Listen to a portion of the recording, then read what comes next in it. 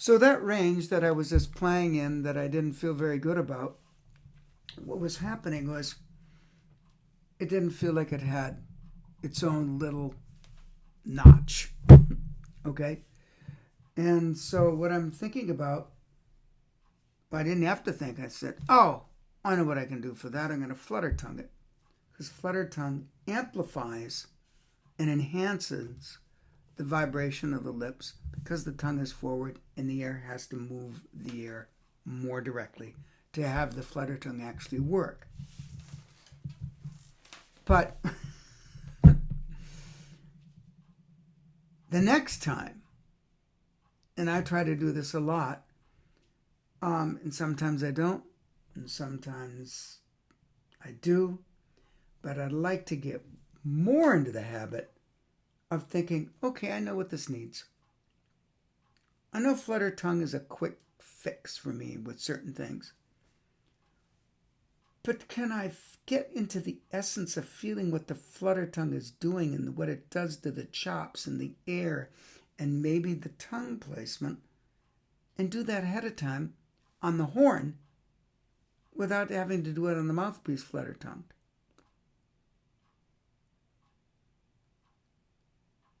Because I don't want to necessarily think, oh, I've got to go to the mouthpiece to get it to happen. Now, if it's one of those days where you really need to do that, please do it. Some people, that's not the way they work. They don't work with the mouthpiece. But there's different ways to work with the mouthpiece. There's just not one way. So the connection is in the principles of what's involved. There's a quicker movement of the air. The tongue is playing a vital role in spinning the air in a way.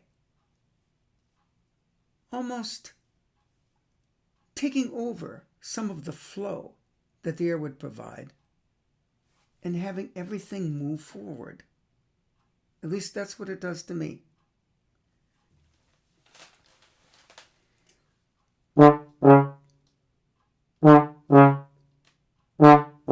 Now, right now, those feel pretty good. And I had my tongue more concentrated towards my teeth. Not all the way, obviously, nothing would come out, but moving that in a very conscious movement. So actually my tongue, if I had to describe it, was hitting the teeth and pulling it away. So there's different types of articulation one can think about. Some people like, more of the... But I've noticed many brass players, and ones who are incredibly accurate, put their tongue sometimes first and then release, more like it's a pizzicato, where they're on the string of going. They don't, there's techniques with the bow where they're slapping it. It's more percussive that way. I don't know if I've ever seen where they're actually slapping the string, though. It probably exists in some contemporary technique, right? Extended technique. But for me, when I put the tongue forward and release it, sometimes that just gets everything in a very focused alignment. And there's a different timing involved. It almost feels that there's more tactile sense of where the note is. Some people not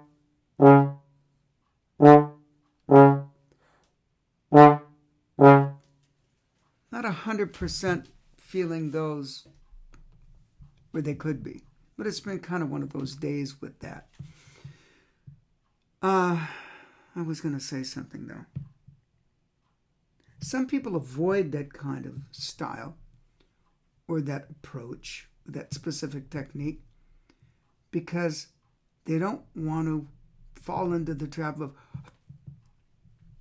and getting it all cut and not being able to speak.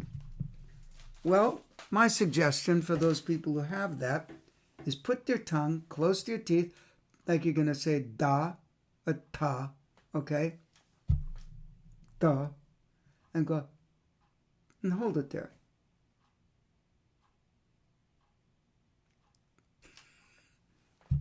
Da. Hold it for 5 seconds. Da. You are going to feel something build up, but you don't have to be afraid to release it, especially if you're thinking a movement of tempo. Da, da. So we get into an interesting psychological pattern of feeling tight, feeling choked. And I don't know everyone's emotional structure. Different people have, emotion really can sit. Well, there's different kinds of emotion. But when someone's feeling like they can't, or they have some kind of emotional or psychological constipation, where things get frozen into place, and they really can build a real thing with that, especially under pressure. And this is where, certain stressful playing situations can bring this part out in a person, because they lose a sense of flow, they lose a sense of movement mentally, because out of worry, out of not feeling, wow, it's really right there. But sometimes in the practice room, I think they could probably do a type of situation in their sessions where they're playing along with a recording or something, and they're feeling the flow of the music. And take the chances in that circumstances and experiment with different ways. Maybe just you're feeling that come in and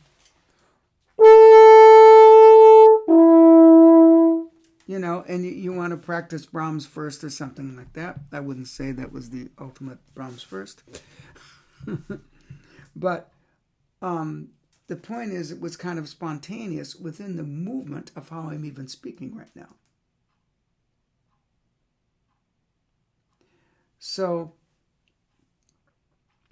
are we allowing ourselves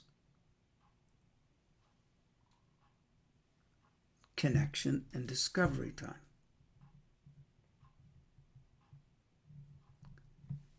If not, we're really going to cheat ourselves. We really are. So, I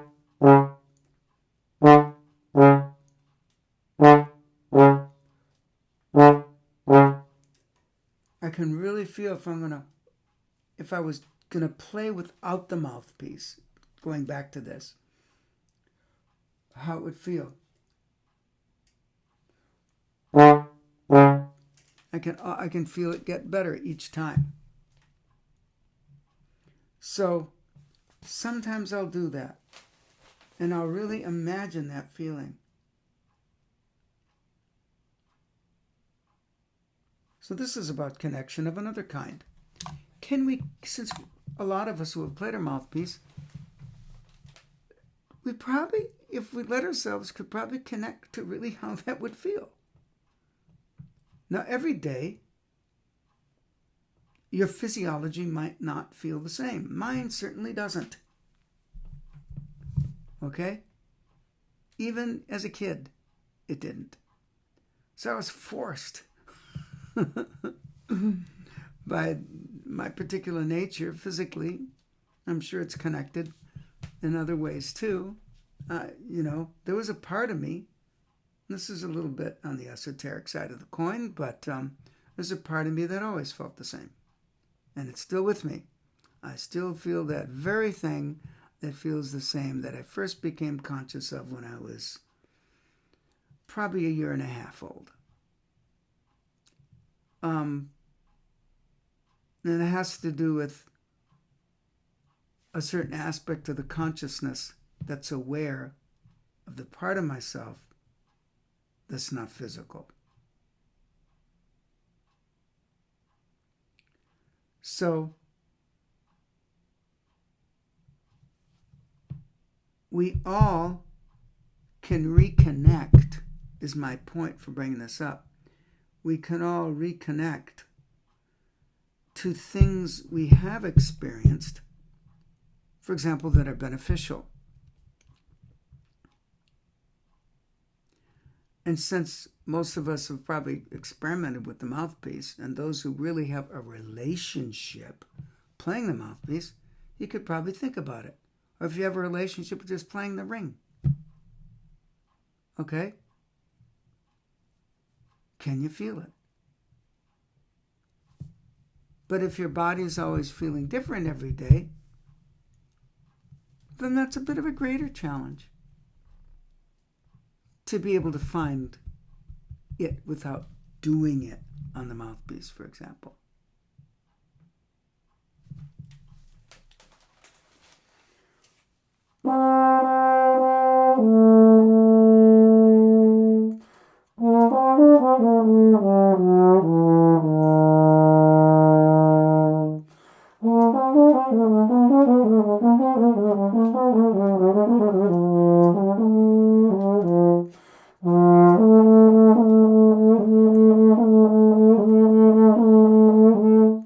And I always do that kind of thing with the alternate positions, going back and forth between, the standard positions where the sound is really good, which, it has its place in a certain partial, right? But in another position, the F, for example, in 6 isn't going to have the same exact quality, but we can use that for musical circumstances. And we can also use it to feel our independence from the horn in making a sound, right? So be in touch with the sound you're producing, but don't get too attached necessarily to that feeling of resonance in any particular position, so you won't get so stuck inside of the mouthpiece, which then cuts down on the vibration.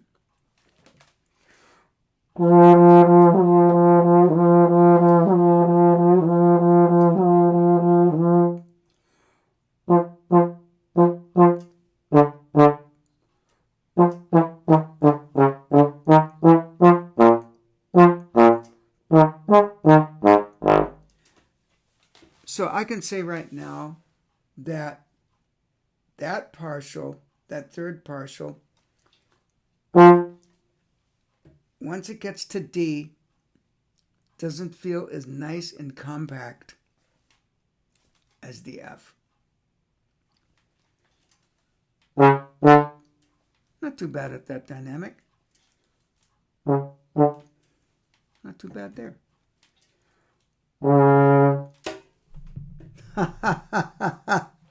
At the longer dynamic, it doesn't feel good. At the longer dynamic. So, can I take what I was doing in the shorter notes and put it into the longer note? Or would I have to actually think, not like a pizzicato, I'd have to think like a long bow going through it.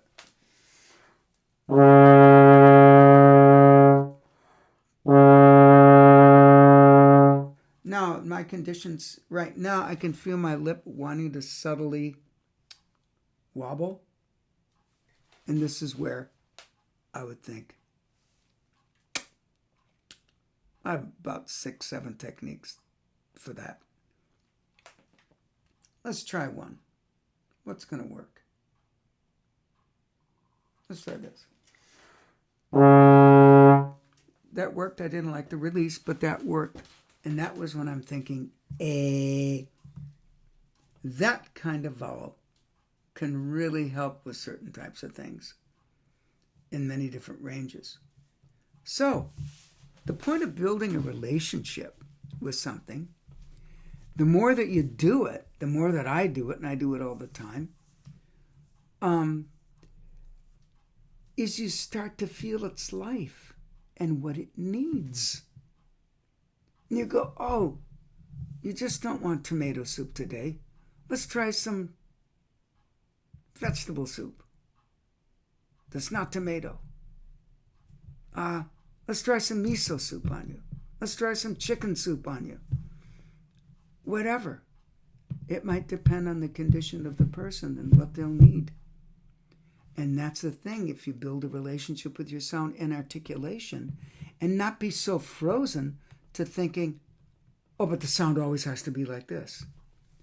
Why don't you just kind of find what it might need to feel more natural that day? Natural's a good word.